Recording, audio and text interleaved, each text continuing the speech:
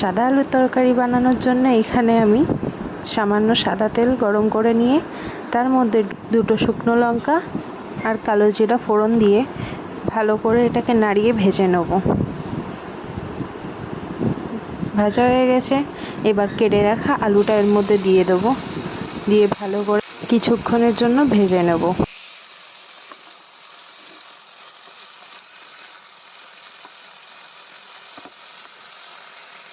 ভাজতে ভাজতে এরই মধ্যে স্বাদ মতো নুনটা দিয়ে দেবেন যতটা প্রয়োজন, দিয়ে ভালো করে আলুটার সাথে মিশিয়ে নেবেন। এতে আলুটা তাড়াতাড়ি সেদ্ধ হয়ে যাবে। তারপরেই সামান্য গোলমরিচের গুঁড়ো দিয়ে দেবেন।